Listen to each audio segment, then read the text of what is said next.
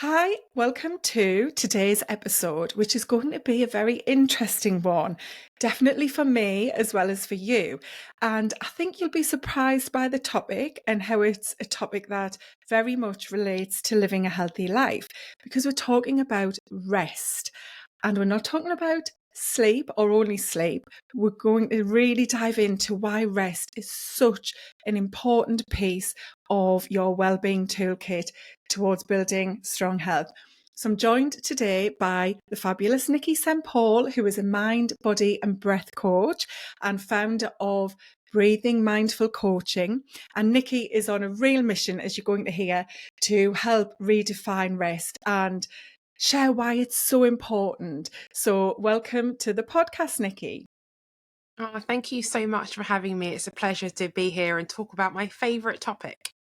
Yeah, and I'm really excited, as you can hear, to talk about this as well, because for me, rest has been something which has been difficult to do. And I love that we're going to dive into this. And I know we've chatted previously, and what we're going to share is something so many people struggle with, especially women, which, you know, is what you focus on and the message you want to really try and get across as to why it is so important for women, especially, to realise the power of rest. But just before we get started with the topic, I'd love to find out a little bit about you by asking what your most impactful healthy habit is.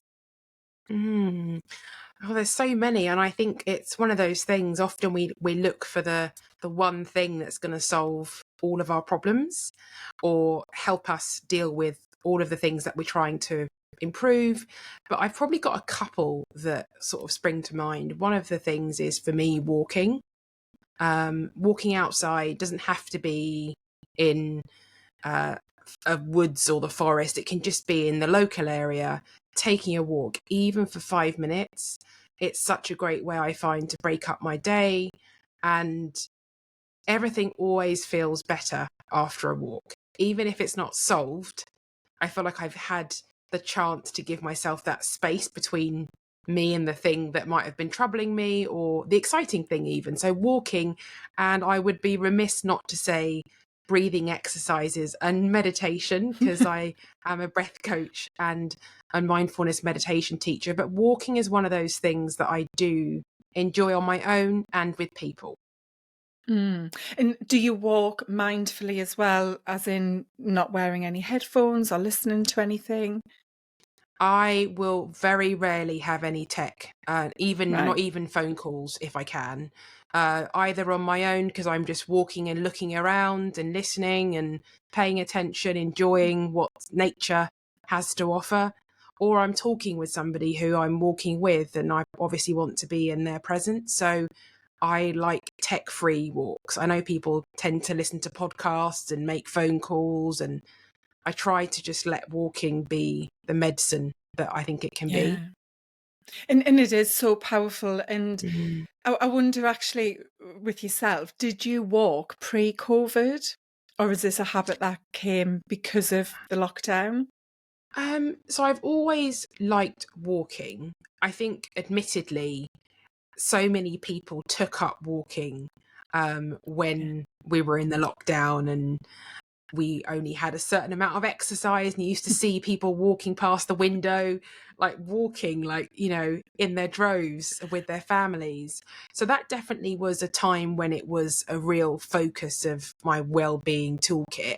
But I've always liked walking. I've never really been a runner. So Hmm. walking was something which, you don't need any special equipment to do, you just do it. But yeah, definitely that sparked an additional sort of sense of focus around that time, and I've carried it on since. Yeah, I think we've definitely seen an uplift and awareness of the power of walking since COVID. There's so many people, me included, who did like to walk, but I wasn't a regular walker. You know, I could easily go a couple of weeks without going out for a walk, especially as my daughter got Yeah. older and it wasn't as easy to put her in the pushchair and just head out for a walk. And for me, COVID definitely introduced that concept of the power of walking, even for really short 10-15 minute blocks, to just get out. And now what I try and do is Not every morning, depends if I'm heading out somewhere early for a meeting or something, but I do have that commute to work walk, I call it. So I go out of the front door and I come back to the front door, and it might be 10 minutes, it might be 20 minutes. Sometimes it's half an hour, but it's usually the shorter length. And it's just so powerful, as you say.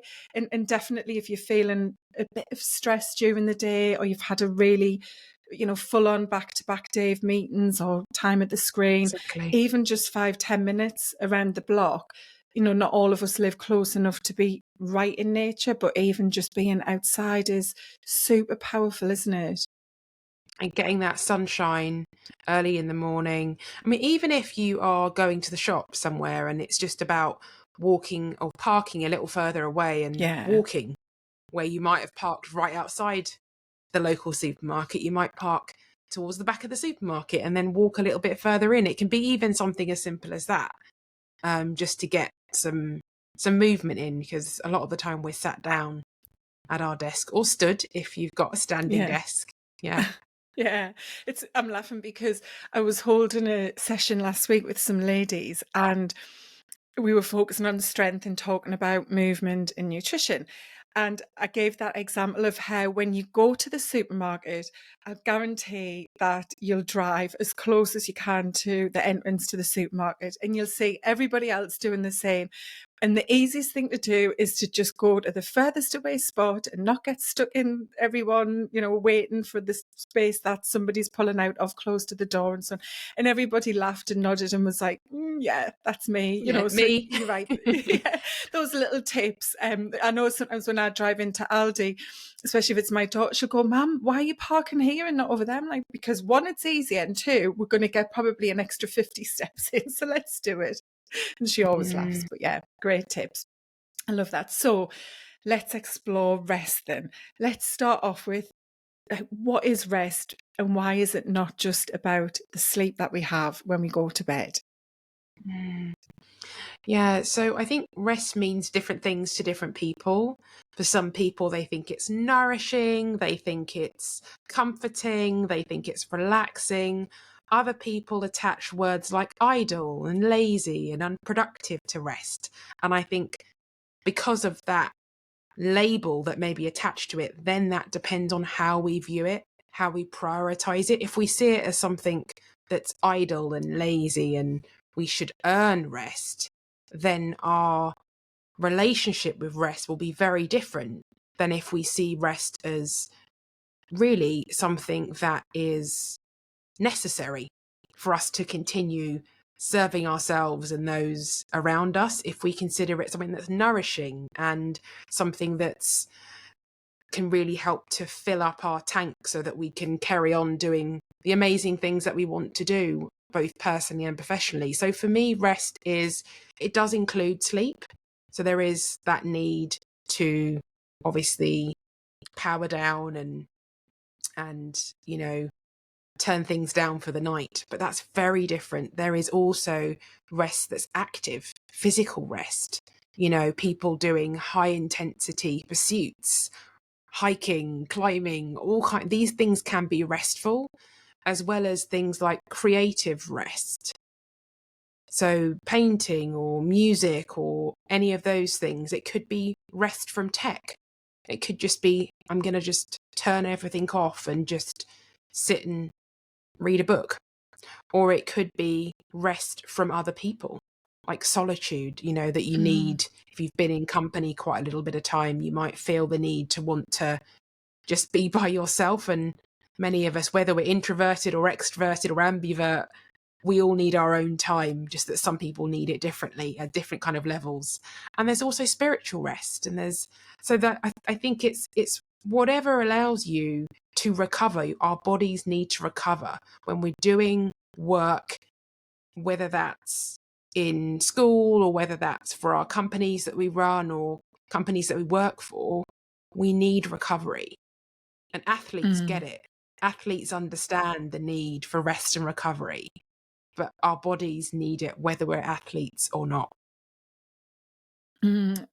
That's really interesting what you've just finished off with there, because I worked at Nike for 20 years and I haven't actually thought about this until you've just said that. it was very known that athletes need to recover, they need to rest. And it was something that was talked about in lots of different ways and things that we did at work. But as an organisation and a business, although they talked about work hard, play hard, there wasn't rest in that. The play hard element of how our culture was at Nike was about playing hard. It was about events, staying up till early hours of the morning, drinking lots of alcohol, having fun, like great times if that's what you liked, but very, very little focus on the recuperation side of things. Mhm. Yet, as you say, given they're a sports company and we worked with the best athletes in the world, we knew how important recovery was. Mhm. And that's one of the things you focus on, isn't it? Like this inherited belief we have that success is about go, and do.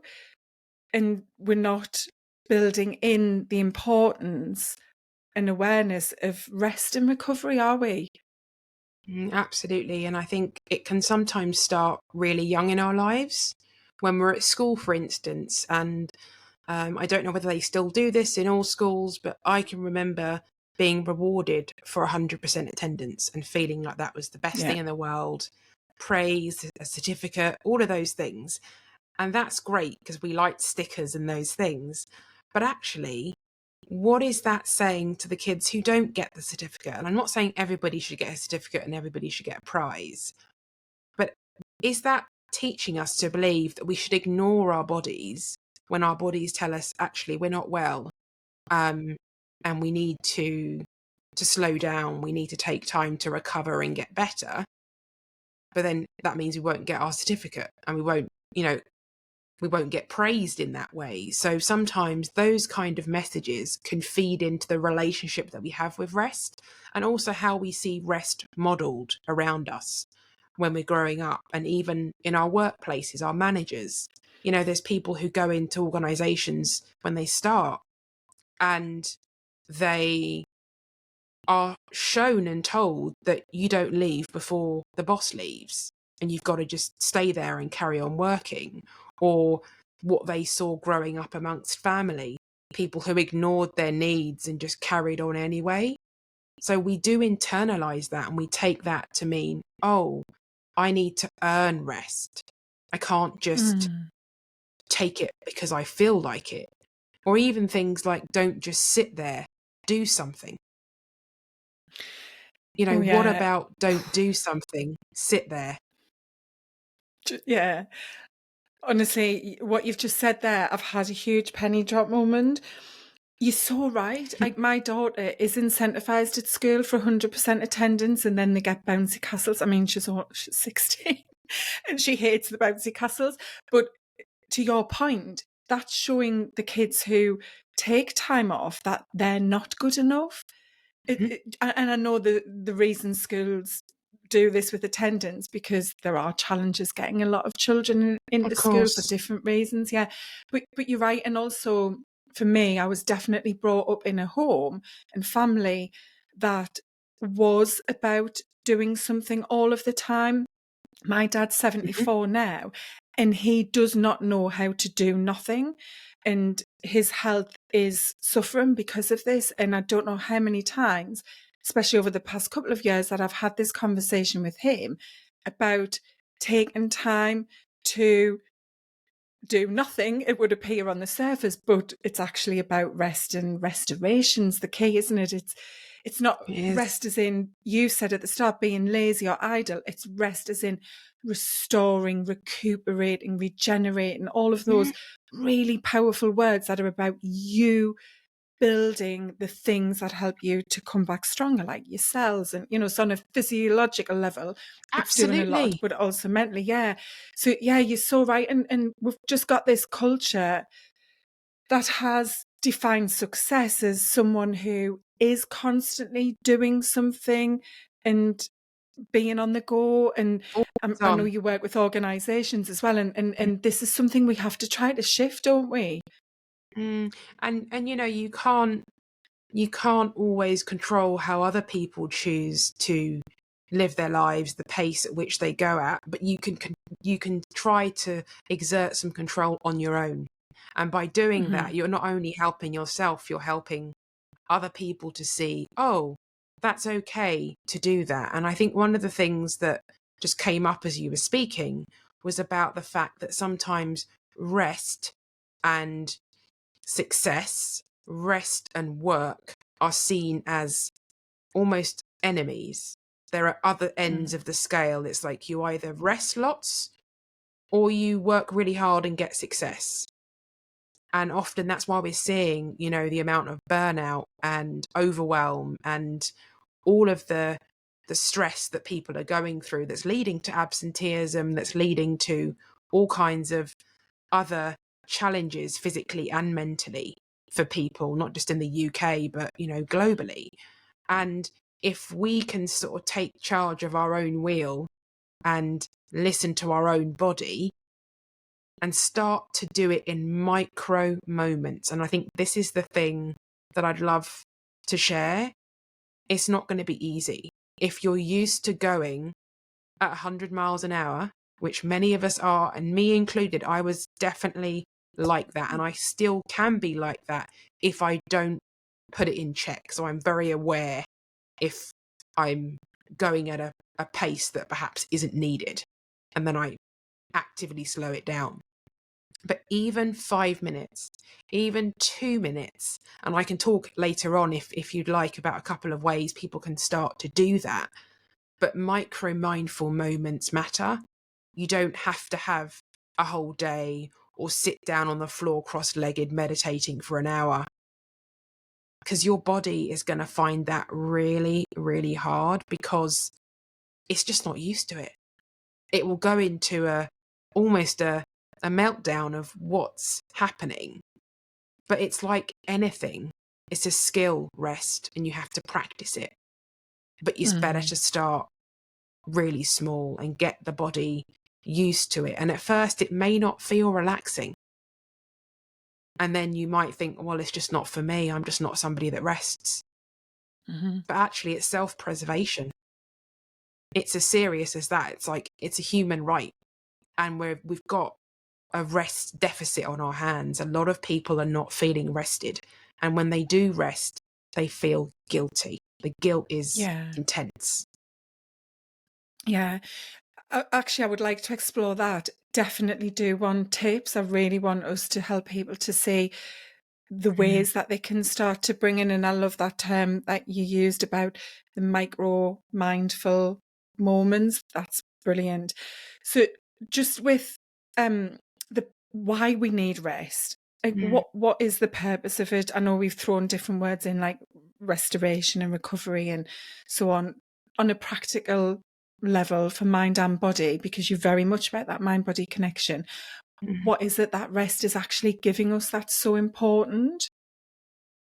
I think it's also allowing us to be a human being, because that is what we are.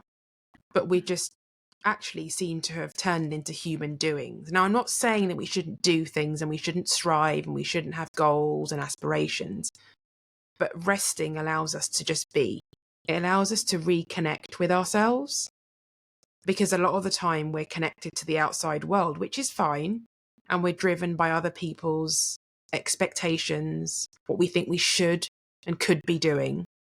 But actually, when we don't rest and find stillness, then we don't really know what it is that we actually want and what our body needs and what our desires really are. And so then we end up living the desires and the path of what we think we should do or what somebody else has told us to do. So I do think it's about self-discovery. And when you get more comfortable sitting with yourself, whether that's gardening or whether that's reading a book, whether that's whatever feels restful and restorative to you, then you then begin to listen more to what some people call intuition or inner wisdom or inner knowing or your gut feel. But when you're not sitting still long enough, you don't even notice it. You don't even know what you actually want. There's that story where somebody goes into a room full of, young teenage girls, and think there's like a sleepover that's happening. And the mum goes into the room and says to the girls, is anyone hungry? Would you like pizza? And instead of looking within themselves to decide, oh, am I hungry? They all look around at each other to answer the question as to whether they're hungry and whether they want pizza.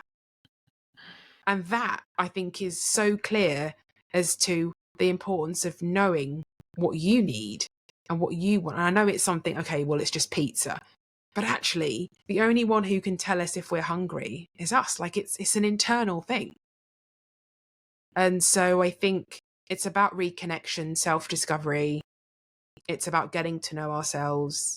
It's about preserving ourselves so that we can be going for a longer period of time in our lives. Mm-hmm. Yeah, which is what it's all about, isn't it? Most of us, if not, pretty much 99.9% of us want to have the longest, best life that we can. And if you listen to the podcast regularly, you'll hopefully have heard in what Nikki said there that this theme comes through in so many different conversations on lots of different varied topics, that there's so much importance and power in you pausing to become aware of who you are, what matters to you, what you're feeling, what you want.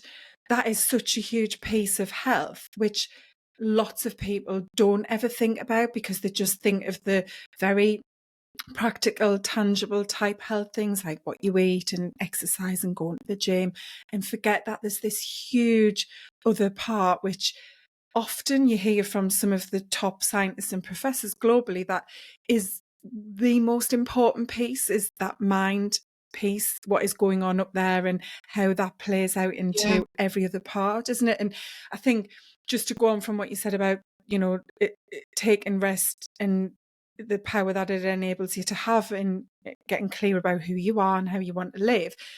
Also, there's then the impact on your physical health, biologically, how you work, in that slowdown and that clarity in itself is very powerful, isn't it? It plays out in then how you go about your life, how you feel, and it impacts then choices you make, how you sleep and so on, doesn't it? I think it is. By slowing down, you get a chance to come off the autopilot train, that many of us are just doing stuff on autopilot. If we slow down the pace and we're more mindful, and all mindfulness is just paying attention to what's happening right now on purpose. It's not anything more complex than that. It's complex, but it's simple at the same time. And when we do that, we are then able to make decisions with purpose rather than just being led by what we've always done. And if you're thinking about, any goal that you want to achieve, or if you have a big mountain to climb, then being able to make decisions to discern is a good thing. If we slow things down, we can really decide, what do we want to do next with our time? Not what do we always do, but like, what do I actually want next? What's next for me? And I think we saw that through the pandemic, didn't we? In that for many people, it did push that pause button. Not everyone was out of work. My job became busier than ever, even though I didn't have the travel element of it, or the commuting and sitting in the office each day. And that not having that extra element on top of the practical tasks of the job itself really did make me wake up and realize why I was so stressed and struggling and unhappy. And I think for so many people across the world, that's what led to the great resignation we've seen of hundreds and thousands, if not millions of people leaving their jobs and changing what they do for their job and career, because it made them realize what it was like when you weren't going at 100 mile an hour all of the time. It did bring that opportunity for most people for the first time ever to just have this different perspective and probably a little bit more rest, even if it didn't feel like it. Certainly for me, there was a lot more time obviously in my home because of lockdown with my family, and so on, and lots of things started to become very clear about how I was feeling and how I wanted Very to true. live. Yeah. Very true. And I Mm. don't think it's, oh, you always have to do everything slowly or you Yeah. always have to do everything fast. I think it's about the natural ebb and flow. Our bodies need that ebb and flow. They need periods of speed and periods of slowness and stillness. It's not about everything has to be zen and sat there, you know, with your meditation cushion or anything like that. It's about having those periods of ebb and periods of flow, periods, peaks and troughs, because that's what life is about. Like even our breath has that instilled within it. So if our inhales are naturally the place where our heart rate will elevate when we inhale, and when we exhale, you'll find that your heart rate and your blood pressure decrease. So even in our breathing, the pattern of our breathing has that speeding up and slowing down. And then in between the inhale and the exhale, there's a pause. There's a tiny, tiny pause, and you miss it if you don't pay Mm. attention. So even our body has realized that there's ebbs and there's flows, there's ups and there's downs, and there's pauses. Mm. Some people are naturally people who thrive when they're more on the go, don't they? You know, we've got this Mhm. reality to how each of us are, and as individuals, we have our own personalities and styles. And we know for a lot of people, you are working, you're probably working full time. Many people are in very demanding jobs, whether it's education, healthcare, corporate world. You know, I don't think there are many jobs, retail, hospitality, that are not quite demanding jobs Mhm. on how we are and what's required of us. So I love that you called out, you know, this isn't about having to constantly stop and having to kind of freeze to get the rest, because there is a reality to life. And I'm always very vocal about that. You know, when people look at making changes, putting out healthier habits in place, there is a reality to how we live. So as busy professionals or workers or parents or carers, whichever role or multiple roles a lot of us have in our lives, how can we then start to implement those practical tools to rest? You know, show us what rest looks like when it's not sitting with your meditation cushion for half an hour. Mhm. And I think it's a really personal thing. I don't think that there's a here's the menu, go off and do that thing.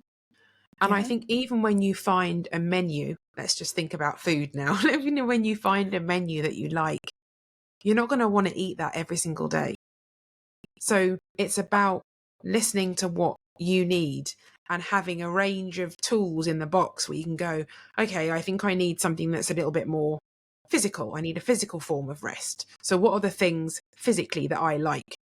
So for me, that could be yoga, it could be doing some weights, it could be, and for other people, it might be spinning or running or canoeing but that won't be for me, but it'll be for them. So it's about looking at the different types of rest, of which there are about 7, and figuring out like what are the different things that appeal to you. So what types of creative rest would go in your toolbox? It's not about, oh, you must do paint by numbers. You might not like it. It might be something different. It could be knitting, it could be crochet, it could be painting, it could be refurbishing some furniture. It could be a number of different things that Mm. get you to detach from what you're doing before. So it's just about So, looking at the. mhm. Sorry, I was just going to ask Nikki, so could it be cooking or baking or something like that as well? Any of Is that those creative? things. Yeah. Absolutely, as long as it's, I guess if that's what you do for a living, cooking, then you may not find that restful. I don't know, you might. But it's, I think one of the things that rest is it is about the recovery, it is about the detachment a little bit from what you were doing. So whatever allows you to feel like you've got some control over your time, some detachment and some recovery in those sort of 7 areas, then it's just picking what feels right for you at that time of the day. But I think we have to schedule it. We have to schedule rest. in our diary. Otherwise, it just goes to the bottom of I'll get to later on. And even if you just start with, I'm going to take 10 minutes away from my desk at lunchtime and I'm going to go out for a walk, or I'm going to call a friend and step away from my desk and have a conversation. Like, it's whatever Mm. you can fit in, and starting small, I would say, is the big thing. Yeah, and that's how to start building habits, to really start small, go micro. Planning it is a great way to build a habit. It's one of the tools and techniques that I offer as well. So you mentioned there's 7 things. Obviously, you said there's physical, there's creative. So there are other ways that you can be restful. And hopefully what you're hearing, and I'm hearing and recognizing this as you're speaking as well, that rest isn't that doing nothing. There are types of rest that are active rest. So going for a Yes. walk, going on your bike, chatting to a friend, maybe reading a book is much more restful because you're probably sitting down whilst you're reading. What about some of the mindful ways that you can rest? So to really take that pause so that you aren't being active and doing one of those things that you've Yeah. just talked about. So in mindfulness, it's called non-doing. It's like this practice of non-doing. It's not doing nothing, it's non-doing.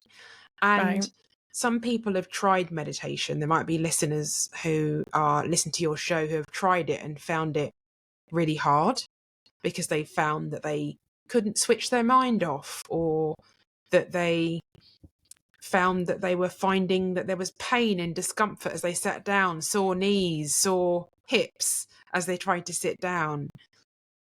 And there's no right and wrong way to sort of mindfully meditate. It's the way that works for you, and you can't always switch off your thoughts. And the idea of mindfulness is to be aware of them when they enter your mind, to notice them without judgment. So not labeling them as good or bad, or positive or negative, and just gently directing your attention back to the breath. The breath is often a central focus in any practice, and it can just be as simple as just sitting down on the edge of your bed, on a chair, anywhere that you're comfortable, anywhere that you're not going to fall asleep, and just almost following your breath, being like a detective, spotting it as it enters your nose, catching it as it enters, following it all the way down and following it all the way back up. And even if you did that to begin with for 30 seconds or a minute, it's a way to go inwards and start to notice parts of your body, parts that are warm or tender or sore. And it's just coming into yourself. It's not tuning out, it's tuning in. Lots of people really struggle with meditation. I have. And what you've just explained there, when I discovered this probably maybe a year and a half or so ago, as I was getting more into what I'm doing in my business, was a game changer for me, because I couldn't meditate, or so I thought. I tried lots of different ways to meditate over many years. And what I would just always say is, my mind's too busy. I just have so many thoughts come in. I can't ever switch off. And I was trying to empty my mind. And when I first discovered this and then heard and read about it more, in that you can't ever empty your mind. We're humans. Our mind is there. It's, as you said, it's about just noticing but letting the thoughts go. And if you realize that you've hooked onto a thought and you've started then getting into that thought and going, oh yeah, but then I have to do this, then that needs done. You just catch it and then pause again. And your breath, as you say, is a great way It's a to good anchor. focus. Yeah, that anchor. And is that what you find with lots of people when they talk like I do, that meditation, or I did in the past, Yeah, that meditation's impossible? I think that's definitely one of the things. The other thing is, I didn't feel relaxed at the end. That isn't the aim of it. It Right. sometimes is a consequence. Like, sometimes you will come off the mat or the the cushion or the chair and feel like, oh God, I feel amazing. I feel so relaxed. Other times you might actually feel a bit uncomfortable, a bit troubled, because the things that entered your mind made you feel that way, or maybe you were that way when you sat down. And meditation or mindfulness isn't going to take away that feeling necessarily. It sometimes can make you feel more relaxed, but it's not. If you don't feel relaxed, then you haven't done it right. That is another key thing. And then the other key thing is, I can't sit there for too long. You don't have to. In fact, it isn't even always about sitting. You can be mindful doing any activity, walking, making a cup of coffee or tea or whatever your choice of hot drink is, or cold drink. Actually just paying attention to everything that's happening as you're making that drink. What can you see? What can you hear? What can you smell? What can you feel? Really tasting the cup of coffee and seeing if you can notice the flavors and just actually enjoying it, rather than scoffing down your lunch, doing some emails, looking at the phone, and you haven't really even realized what you've eaten or what you've drank. So it's just eating or doing a mindful tea or coffee drinking exercise is quite nice. And it's not an extra thing to do because you're making the drink anyway. So that's often a really good place to start, is to try and eat one meal or drink one hot drink mindfully. And it's just paying attention to what you're actually doing, being in the moment, because it's the only moment we have. And that's something else that I discovered probably during the lockdown, when I was listening to an amazing podcast with a guy called Mo. I can't remember his Gaudat? name. Is it Garrett? Yeah, who was the head of Google innovation, wasn't he? So like, the weird things that are being created, like travel to space and living on Mars and things like that. And he obviously has written a great book on this and talks about the present, and that being the only moment we have and have control over. And I remember sharing it with so many people afterwards because it blew me away. And since then, I've tried to do these small mindful moments, as you suggest, because he talked about the power that they have on your overall health and happiness. And there's so much science again behind this, because we have developed culturally to live in the past and the future, not the present, because we're caught up in this web of Exactly. worry and catastrophizing about what's not yet happened, but also remorse and regret and guilt, or just worrying about what the impact of something that's already happened means. And I'm not perfect at this, and I always say with it's not about being perfect when it comes to your health and wellness. It's about doing what works for you. But I do try to have more of these mindful moments. The shower's a great one. I use the shower as a way to help people get mindful on a morning if they take the shower in the morning, of just feeling that water as it moves. I like to start from the back of my heels and up the back to my neck, and then turn around and then down the front, and just really feel. And sometimes my mind's gone, and before I know it, I've thought 10 things, like what I need to do at work, what's for tea, and remembering to put the bins out, or what. But then I recognize that and bring myself back That's it. to it. But the thing that I always say is really beneficial with that is that you become aware of how much your brain is thinking of other things all of the time. So that in itself is a great way to start to become self-aware, to see how much your brain thinks and how full it is. And we can't necessarily stop that, but we can create habits that help it to not do that as often, and not be as full with the types of things that can negatively impact our health and wellness. I think you hit on something there about, it's about being aware. It's once you can start to notice the wandering mind and the many thoughts that keep coming in and out, or even the sensations in your body when you're hungry, when you're thirsty, when you're cold, when you need something to fill you up. If you start to become aware by tuning in, you're in a better position to try and meet those needs. Whereas if you have no idea, then the body will just keep trying to tell you in a whisper.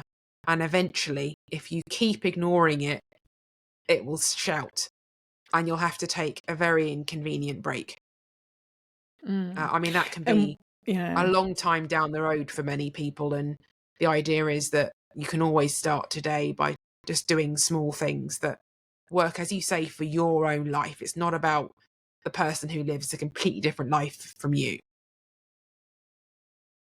Yeah, and as we're recording this episode, I've actually been talking about this week, kind of that concept, if it ain't broke, don't fix it, which is the attitude so many people have.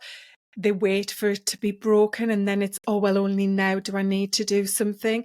But we know that pretty much all of the illnesses and diseases people struggle with, especially those that are the indicators of the aging process, start tens and tens of years before that. It doesn't just happen because you've had a stressful few weeks or your Hmm. diet has been appalling because you've had, some life event mean that you couldn't eat the way you usually would. It's a I've forgotten the word. Not a combination. It's a Is it compound cumulative? effect. Yeah. Yeah, a cumulative effect, isn't it, over time?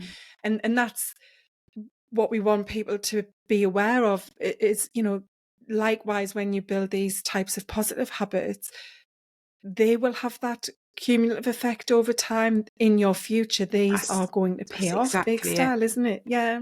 That's Yeah. exactly it. And I think Mm-hmm. the only thing that I would say to add to that is you might think, well, it's only 5 minutes. What difference is it going to make? On its own, it won't. On its own, it may not. But it's just as easy to do as it is to not do. But if you keep doing the thing that when you first do it, it seemingly has no difference. If you keep doing it, as you said, it's that compound effect that builds up over time. One day of doing a restful practice isn't going to change the rest of your life. But if you do it and you fit it in daily, small pockets of rest, then that does make a difference. Yeah, absolutely.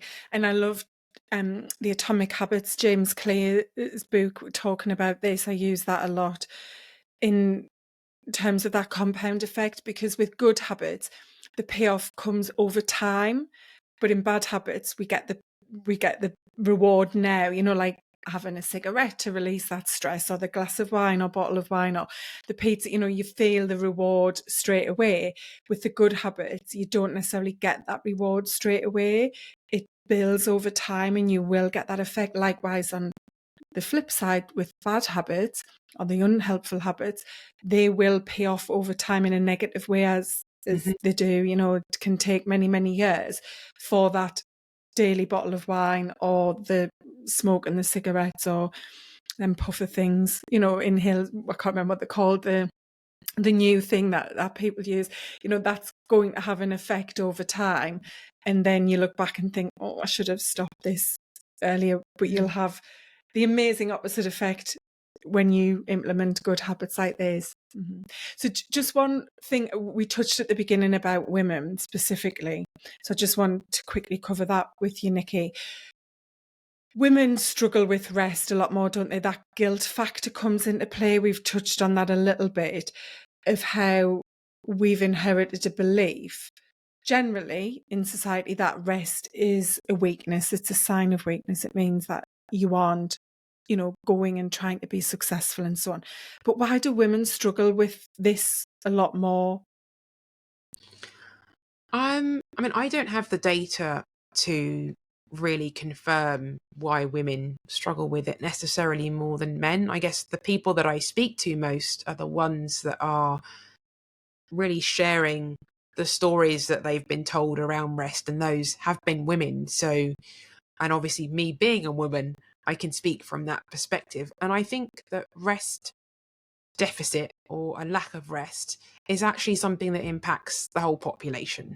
I don't think that there's a group of people in a whole country and everyone's well rested necessarily.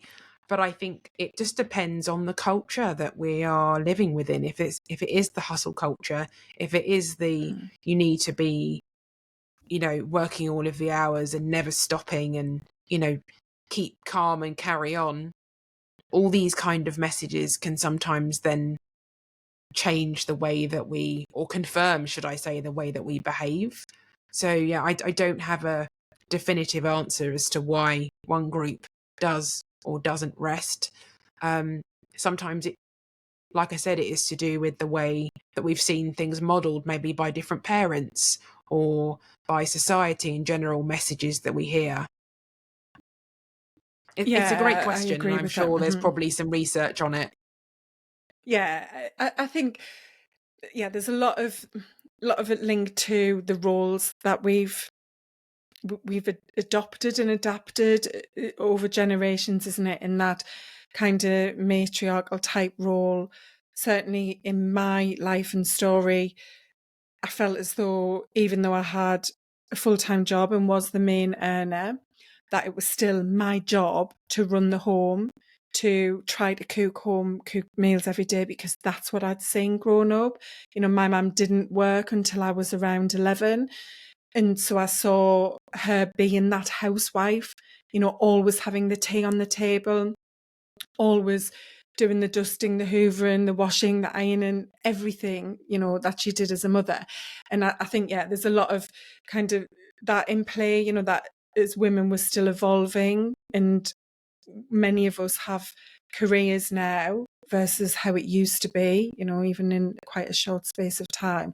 And yeah, so I think there's a lot of guilt factor there, especially for women who feel as though it's still their job to be the main carer for the family, for their partner, running the home on a practical sense and so on. But yeah, it's an interesting one, and something to definitely be aware of if you're listening to this and thinking, yeah, I do sometimes have those thoughts of, I can't take a bath, or I can't just go out for a coffee with a friend because I should be doing whatever it might be. Think about whether that's coming up for you in Yeah, your life and thoughts. I think that's the case for any behavior that we're trying to change. We need to look at what's our belief around it, where did it come Mm-hmm. from, and is it true? Yeah. And that's the starting point, is being aware of the fact that you've got this belief that may or may not be true, and try and find evidence that it's not true. Mm-hmm. Mm. Well, I've loved this conversation. I really have. And you're so just clear and knowledgeable and passionate about it, Nikki, which I really respect and appreciate. So Thank thank you. you for sharing. Yeah, and it's helped me. And I think we've given lots of tips. Think about that one thing that you can do, as Nikki said, these micro mindful moments. How can you start to build just one thing into your day? And even if it's a minute or 2 minutes, and that thing needs a reminder to happen, set the reminder in your phone, or put it in your calendar, or stick a post-it note on the kettle to say mindful minute as you make, and your cuppa on a Good morning. idea. There's lots of techniques like that. One of the tricks I give with habit building is to make it visible, but that's the key, to start and then create it so that you don't have to remember to think about the kettle boiling and the smells and the noise around you, as Nikki suggested, if that's one of the ways you get started. But lots of brilliant tips. So if people want to connect and find out more about the work that you do, where can they find you? Yeah, they can find me on LinkedIn or on Instagram. On Instagram, it's Breathing Mindful, and then on LinkedIn, just under my name, Nikki St Paul. Fab. And I'll pop the links into the show notes as well. So be sure to connect with Nikki. It's always great, if you've listened to the podcast, to reach out to the guest and just say that you listened, and maybe tell them what you enjoyed. I personally do that a lot with other podcasts I listen to, and I think it's a really great thing to do, and show them that they've given you some value as well. So brilliant. Thank you once again, Nikki. No, you're welcome. Thank you for having me.